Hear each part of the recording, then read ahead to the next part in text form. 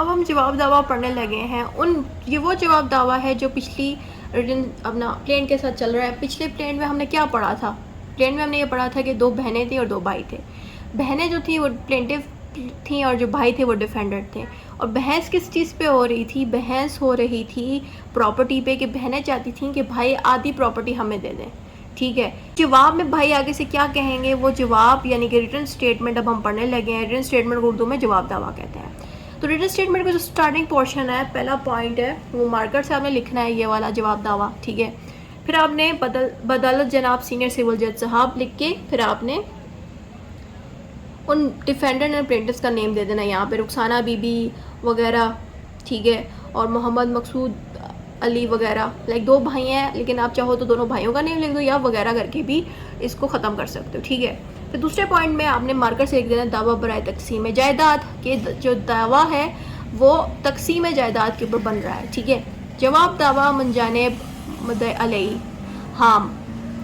मुद्दई हाम इसलिए लिखा गया है क्योंकि ये प्लूरल डिफेंडेंट्स है, यानी कि एक डिफेंडेंट या नहीं मौजूद, 2 डिफेंडेंट्स मौजूद हैं। ठीक हो गया।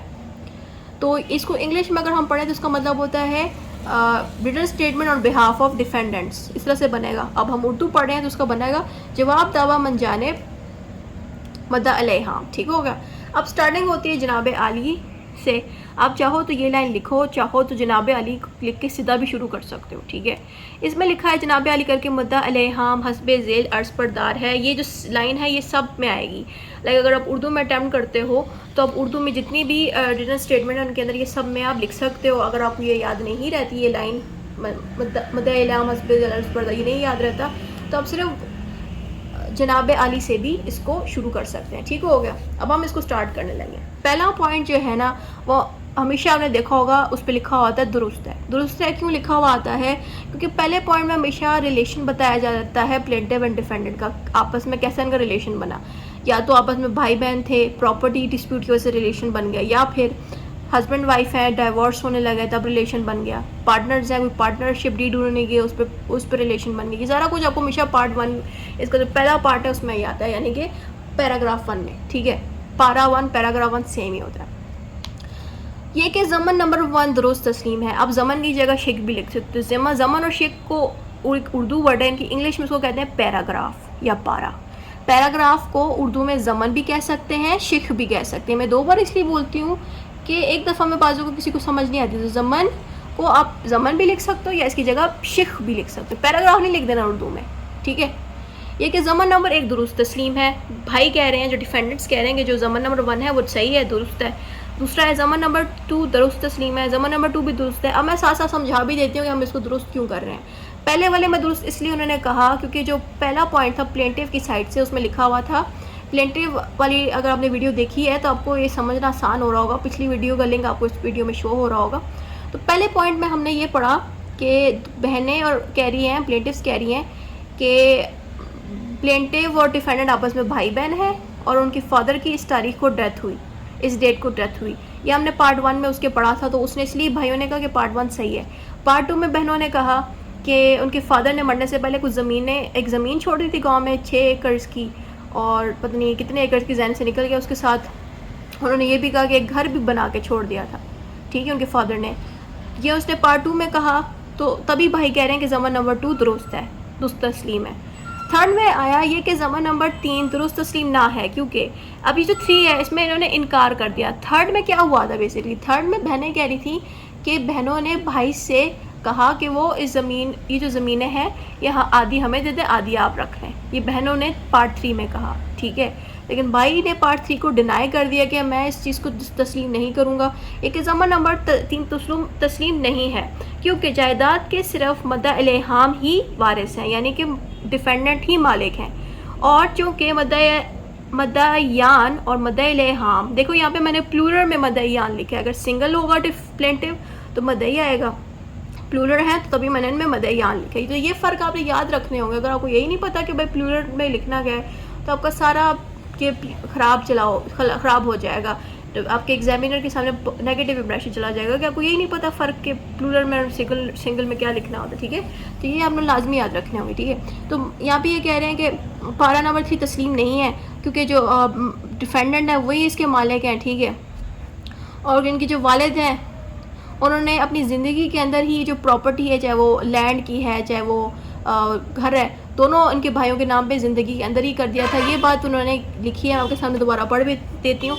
ये कि ज़मन नंबर 3 दुरुस्त तस्लीम ना है क्योंकि जायदाद के सिर्फ मदई हाम ही वारिस हैं, और चूँकि मदईयान और मदई हाम के वालिद ने जायदाद मदई हाम के नाम अपनी ज़िंदगी में ही हिब्बा कर दी थी, जिसका अंदराज महकमा माल के कागजात में भी हो चुका है। हिब्बानामा की कापी जवाब दावे के साथ लफ है। अब मैं आपके सामने ये वर्ड्स थोड़ा आसान करके पढ़ देती हूँ कि यहाँ पे हिब्बा को हम गिफ्ट कहते हैं। हिब्बा की डीड भी मौजूद है आपको इस साल में, हिब्बा के ऊपर भी कई सारे आते हैं जवाब।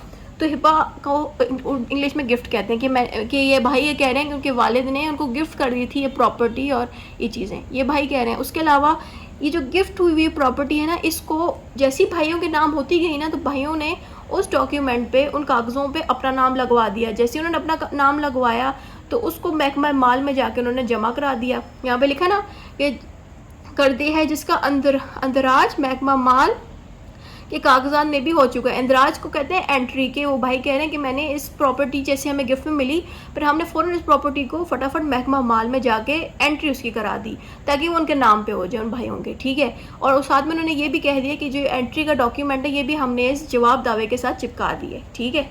लफ कर दिए यानी कि अटैच कर दिए, चिपका दिया। आपने लफ ही लिखना है क्योंकि ये उर्दू वर्ड है, ठीक है। ज़मा नंबर 4 दुरुस्त तस्लीम नहीं है। भाइयों ने कहा कि 4 नंबर दुरुस्त तस्लीम नहीं है क्योंकि वो प्रॉपर्टी ऑफ कोर्स नहीं देना चाहिए। चौथे पॉइंट में बहनों ने ये कहा कि भाइयों ने इनकार कर दिया, हमें वो प्रॉपर्टी चाहिए, और इसमें उन्होंने कहा कि हम नहीं दे रहे, इनकार कर दिया। 5वें में ज़मा नंबर 5 दुरुस्त तस्लीम ना है, इसमें भी उन्होंने इनकार, इन दोनों पॉइंट्स को इनकार इसलिए किया गया क्योंकि इन दोनों पॉइंट्स में बहनों ने कहा कि ये प्रॉपर्टी आधी आधी हमें दे दो, दोनों में यही हुआ, ठीक है। ज़मा नंबर 6 दुरुस्त तस्लीम ना है और मदईयान को कोई बताए दावा हासिल ना है।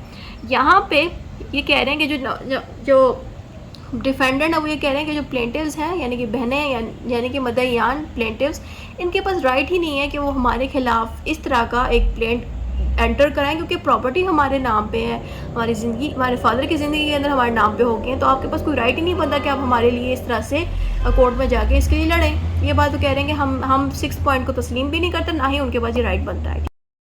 इसके 7th और 8th पॉइंट को कानूनी है इसलिए लिखा है क्योंकि जो 7th पॉइंट है उसमें ये कहा गया था कि जो प्लेंटिफ की जो आप प्लेंट पढ़ो ना उसमें ये लिखा हुआ था कि बहनें कह रही थी कि मैं और मेरे भाई जो है हम लोग टेक्सला के रहने वाले हैं, लाहौर के रहने वाले हैं, और जो कोर्ट्स हैं उनके पास जुरिस्डिक्शन है कि वो हमारे केस को डील कर सकें क्योंकि ऑफ कोर्स हमने लाहौर की कोर्ट्स में काम करना है, लाहौर के कोर्ट का नाम दिया है, हमने रेजिडेंसी भी लाहौर की ही देनी है। तो इसलिए हमने 7th पॉइंट पे लिखा है कि ये कानूनी है। क्यों? क्योंकि इसमें हमने जुरिस्डिक्शन बताई है कि बहनें उसमें कह रही हैं कि हमारा ये केस जो है लाहौर में आया, हम लोग रेजिडेंसी भी उधर के हैं, तो कोर्ट्स के पास जुरिस्डिक्शन है कि हमारे केस को डील कर सकें। ये हमने 7th पॉइंट में कहा, इसलिए इन्होंने कहा कि ये कानूनी है।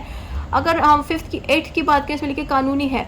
8 क्यों कानूनी है? 8 पे हमने फ़ीस के बारे में बात की जिसमें लिखा था ना 4000 फ़ीस है जिसको एग्जाम कर दिया गया, जो इंग्लिश में आपने प्लेन पढ़ी थी, जिसकी हम अभी रिटन स्टेटमेंट पढ़े हैं। इसलिए इसको हमने कानूनी है, क्योंकि ये कानूनी है ही इसलिए लिखना पड़ेगा कानूनी है, क्योंकि कोर्ट की फ़ीस के ऊपर बात हो रही है तो कानूनी यही होगा।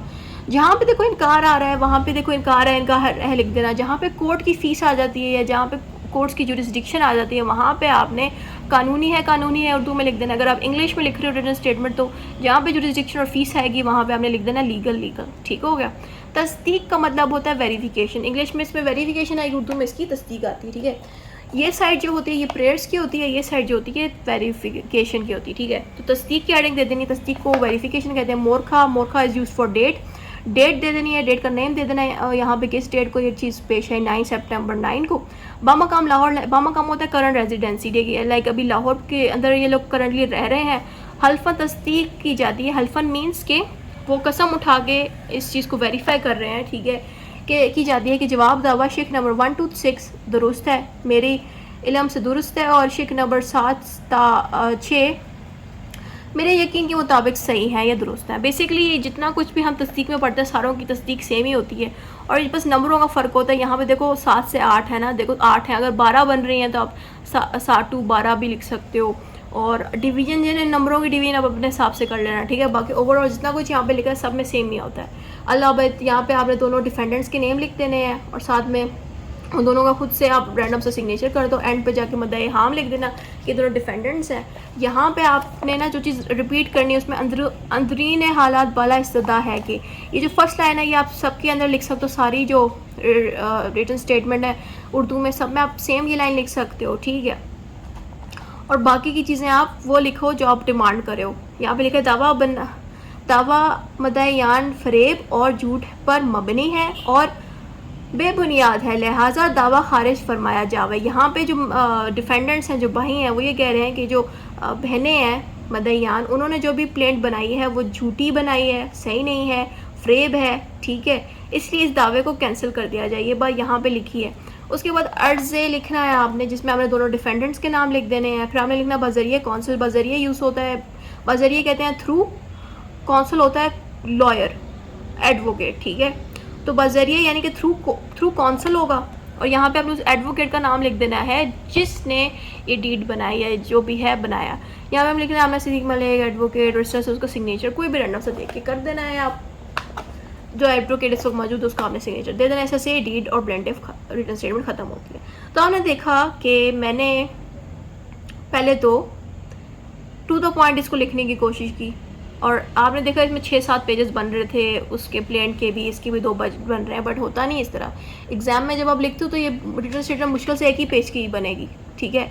और जब आप उसको लिखते हो, प्लेंट हो, वो भी 2 से 3 पेजेस की मैक्सिमम बनेगी, इतनी ज़्यादा की नहीं होती। तो आपने परेशान नहीं होना, अगर कम पेजेस की भी बन रही है तो भी आपके मार्क्स आ जाएंगे, क्योंकि एग्जामिनर को सिर्फ पैटर्न चाहिए होता है। अगर आपका पैटर्न ठीक है, आपने जो भी डिस्कशन की है वो डिस्कशन ठीक है, जिस सीक्वेंस में आपने लिखा है वो लिखा ठीक है, तो आपको मार्क्स मिल जाएंगे, ठीक है। अगर आपकी उर्दू अच्छी है, आप चाहो तो उसको मज़ीद लंबा भी कर सकते हो, रिटन स्टेटमेंट को भी, प्लेंट्स को भी। लेकिन कोशिश, आपको एक चीज़ बता दूँ, रिटन स्टेटमेंट आप तब तक लंबी नहीं कर सकते जब तक कि प्लेंट लंबी ना हो। देखो, अगर प्लेंट आपकी सिर्फ बनी है 5 पेजेस की, 5 लाइन होगी या 8 लाइन होगी, जैसे यहाँ पे 8 लाइनों की बनती है, तो आपने जवाब भी उसी लाइनों का लिखना है। अगर प्लेंट आपकी 20 लाइनों की बन रही है तो आपका रिटन स्टेटमेंट भी 20 लाइनों का बनेगा। याद रखिएगा, आप रिटन स्टेटमेंट खुद से नहीं लंबा कर सकते जब तक कि प्लेंट नहीं लंबी होती। तो अगर आपको कुछ लंबा करना है तो पहले प्लेंट को लंबा करें, फिर उसकी रिटन स्टेटमेंट अपने आप लंबी हो जाएगी, ठीक हो गया। बाकी अर्ज़े, अलावे, तस्दीक, ये सारा सब में जितने भी प्लेंट्स हैं, जितनी भी रिटन स्टेटमेंट, सबकी जो एंडिंग पोर्शन है सबका एक जैसा ही होता है, स्टार्टिंग भी एक जैसी होती है। जो बीच का पोर्शन उसमें थोड़ी बहुत चेंजेस आती हैं, वो भी आपने अब तक देख ली होगी, सीख ली होगी कि क्या क्या फ़र्क आता है, ठीक है। अब हम नेक्स्ट वीडियो शुरू करते हैं।